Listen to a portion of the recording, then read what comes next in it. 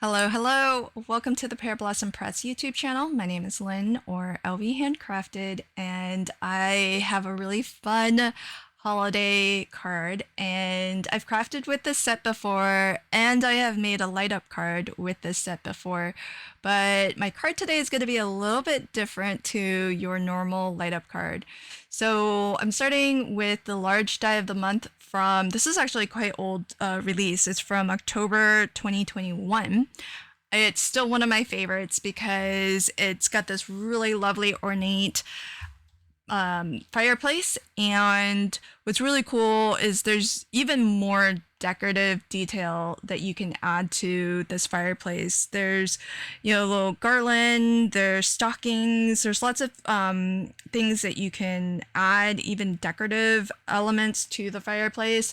I kept it rather minimal, but it also comes with Santa's legs and the bottom of his coat, because this is also a dancing mechanism.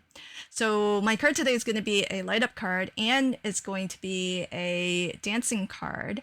And not only is it going to be a light up card, I'm actually going to use the new, relatively new Candlelight mechanism by Pear Blossom Press. So I've poked a hole where I think my candle flame will be, and then I transferred the location of that hole by just using a pencil through that hole to mark where I want. Now, this is supposed to mark where I want the sensor for the candlelight.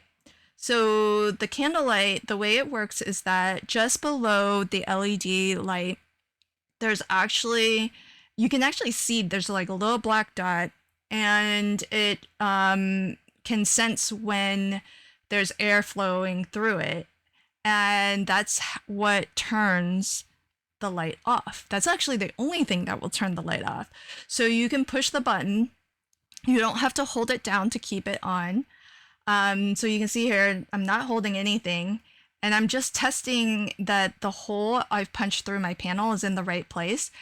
And it wasn't. So I thought that I had done all the right things to transfer that location, but I was off a little bit. And that just goes to show that you really need to make sure that when you have a panel, whatever is on top of this light up mechanism, you need to make sure that the sensor is not covered up, because it needs that direct airflow in order to actually turn off.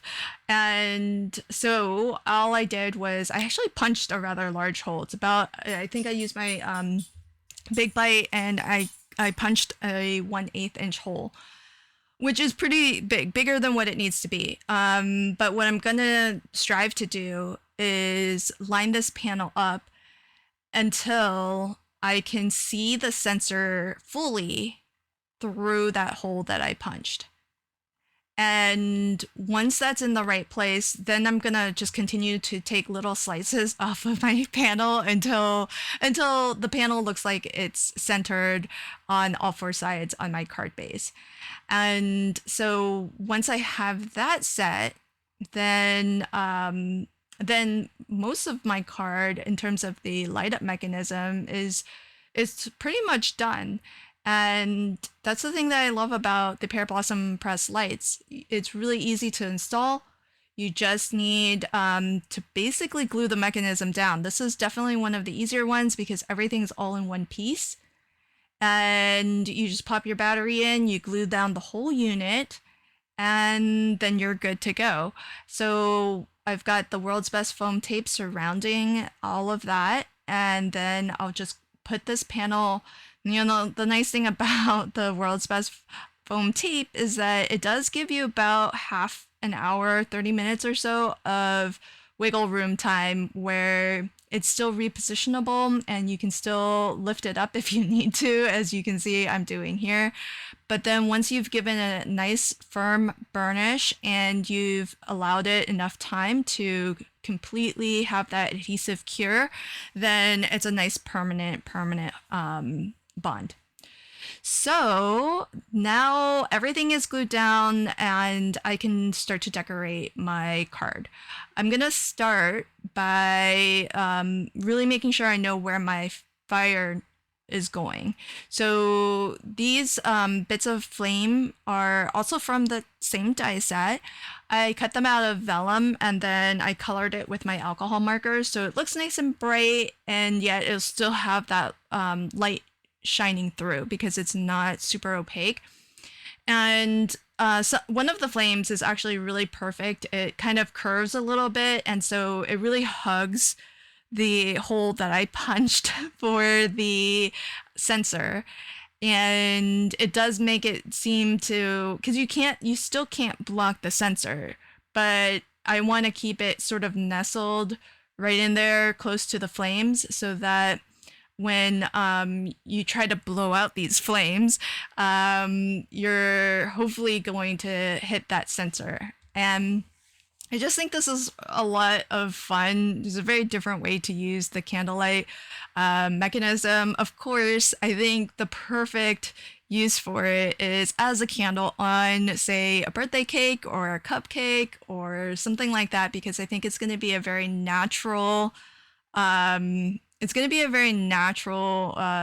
use case, and whoever receives the card, I feel they're going to be more inclined to know what to do to turn the light off, because once you turn the light on, the only way to turn it off is to actually blow out the candle.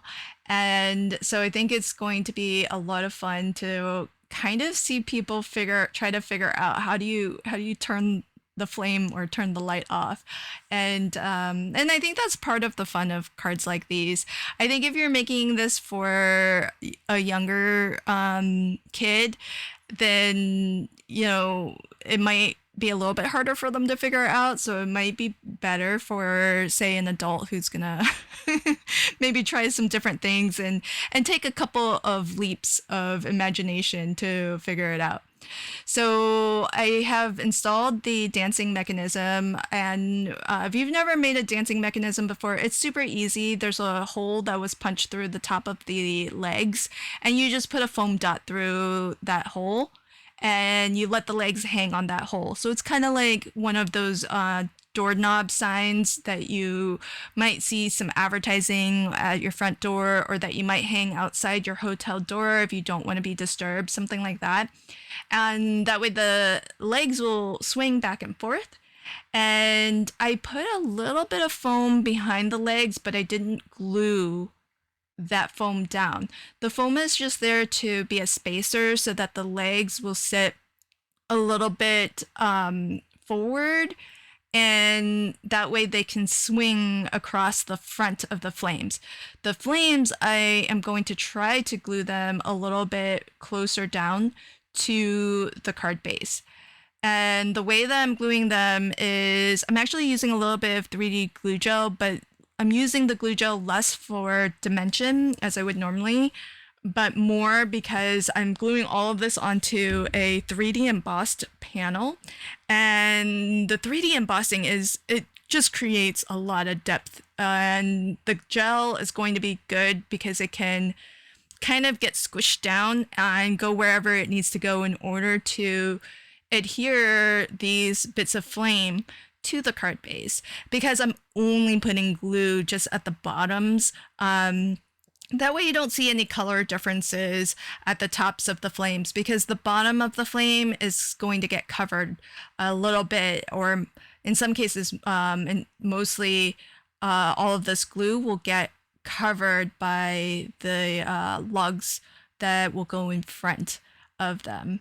So I am trying to still be careful not to cover up the sensor, and it's just really fun. I mean, the card is nice to look at even without all of the interactive mechanisms, but it's definitely one that's fun to play with, one that's fun to put together as well. And so I've just got a couple logs here that will finish up the fireplace. And This is definitely minimal for this fireplace. If you look at the die set, there's a lot more that you can add to this. You can add some like a some garland and flowers and whatnot to sort of string across the mantle.